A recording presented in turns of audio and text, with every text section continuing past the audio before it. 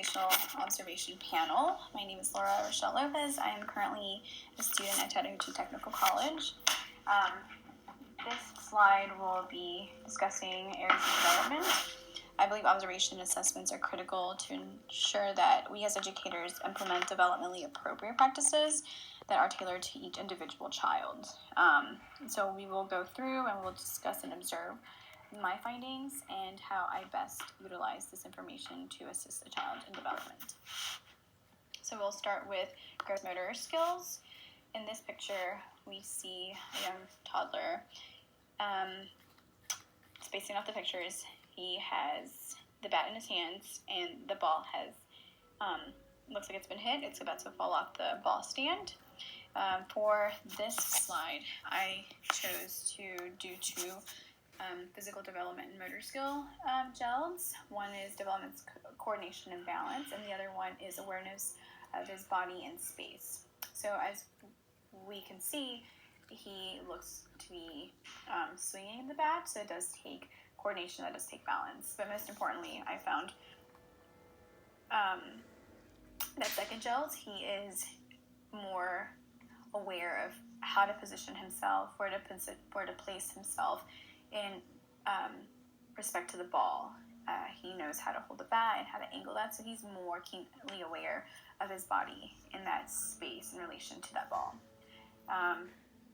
Moving forward to the learning centers and teacher and strategies slide. Here, I just selected a tool, which is a bean bag.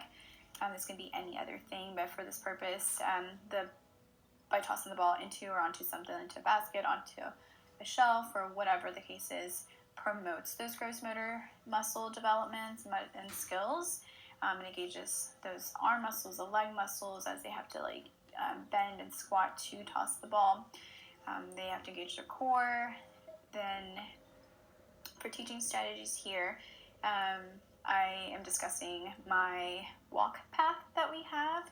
So I combined large wooden blocks, ones with ramps, ones that are narrower than the normal ones, ones that are taller, wider, in order to create a path where they have to step up. So here it says, my goal is to encourage children to practice stepping up and down and working on developing balance and coordination.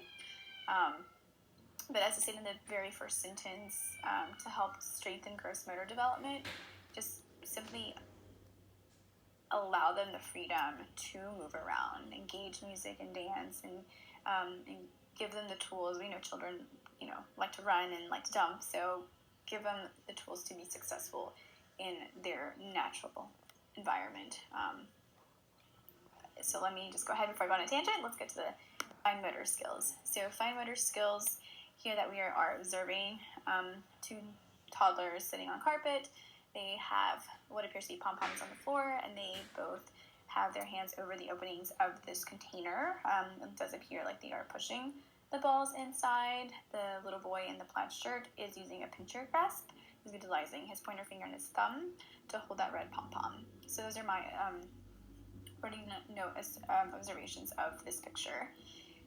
Here I selected physical development, obviously, performs fine motor skills, but I also included cognitive process. So anybody that's been in a classroom knows that if a child does something interesting or novel, more children are likely to imitate that action. So that's why I selected that, which is CTP. CP 2.2b demonstrates initiatives and imitation skills, including imitation of peers. Now, as we move into learning centers and teaching strategies for fine motor skills, one of the activities that I included here can be found in the art center typically, and that is plastic trays and stickers. So for our students, for my toddlers, they enjoy stickers, so we use that. I give them a sheet of the sticker pads, and they practice their pinchographs, pulling it, getting the stickers off the sheets and then placing it onto the plastic trays. Again, this is a fine motor activity that promotes hand-eye coordination and the pincher grasp. As far as teaching strategy, I incorporate a lot of art into, I incorporate art every day, but I incorporate art as freely as possible and anywhere that we can engage in that. I use art as a buffer area. If I see a runway, I'll figure out some way to include art. I do have an easel, we have a chalk table, we have one of the shelves that holds manipulatives. I put butcher paper on top of it, and then they have access to finger paints, to stamp pads, to markers and crayons, as it states on here. And they just engage in those things. I have chubby crayons, I have chubby markers, I have thin regular markers, regular crayons. We have things that are longer and heavier, just to work both hand-eye coordination and that grasping. So I think those are very critical in developing fine motor skills. Again, manipulatives are awesome, but I think art, you can always manipulate that to where it can be ever-changing and engaging. So moving on to cognitive development, here in this image, we see a toddler sitting in front of clear containers, and all the clear containers have different colors. Next to those clear containers, we see a bin full of different colored pom-poms that are not arranged in any particular grouping. So here I selected for the gels matches objects with similar attributes and characteristics. Now, I did not take this picture. So had I been in this activity with this child, I would have also encouraged the child to practice color recognition and counting and things like that. But so I selected for color recognition a science gels, which begins to use words to describe physical properties and states of matter. Again, that's what I selected for this picture. So moving on to language development, here we see a toddler with his hands, fingers, and fist kind of pushed together.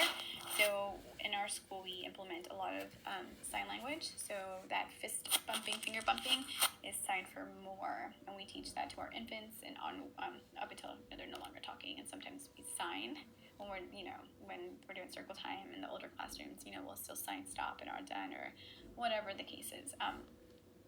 So here I selected communicates needs and wants through nonverbal gestures and actions in addition to verbal communication. So sign language is a verbal communication, but he's smiling. So the second gels is response to questions with appropriate answers.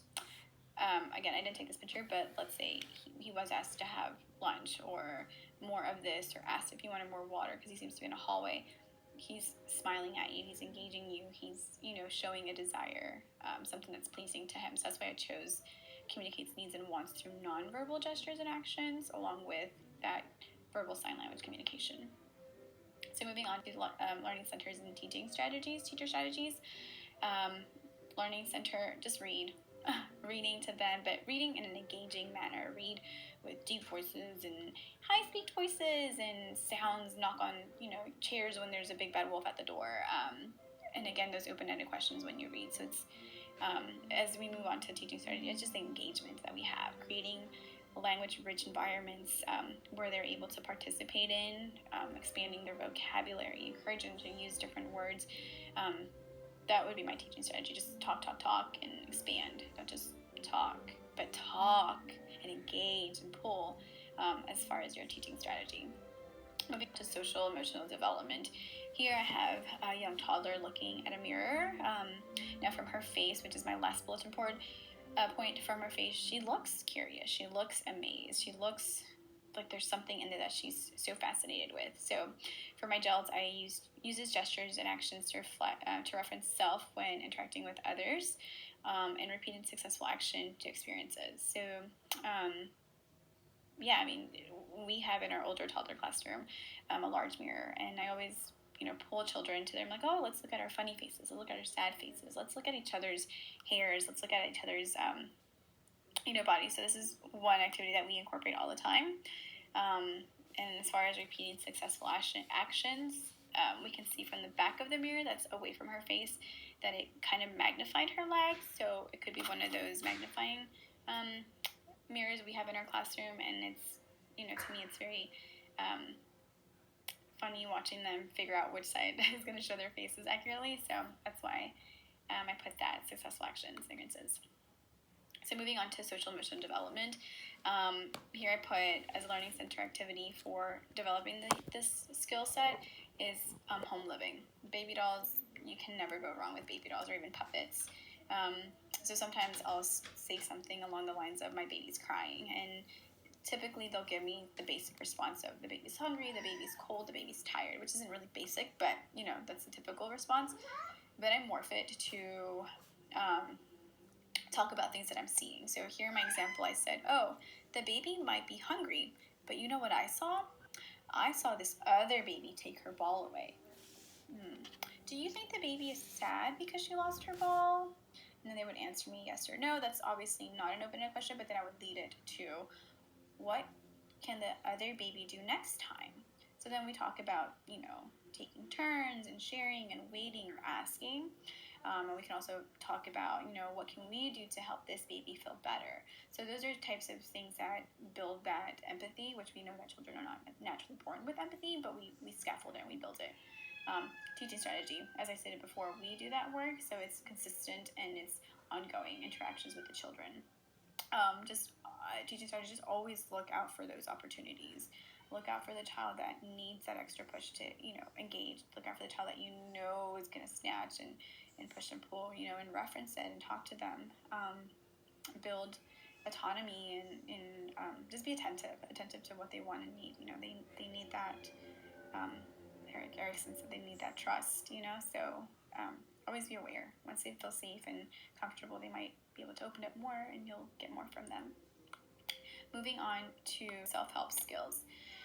So this is one of my favorite activities to teach them, or lessons to teach them, instructional to teach them, this Montessori style of putting on a coat. So I numbered the pictures, 1, 2, 3, 4, 5, and 6. So in 1, we see her kind of bend over, putting her arm in the arm pockets, and then she's kind of slowly bringing it up to her, and on 3, we see it's above her head. 4, it's behind her, and her arms are mostly in there. 5, she has gotten her left arm in, and her right's still wiggling in there. And 6, she has accomplished this. So this is a self-help skill.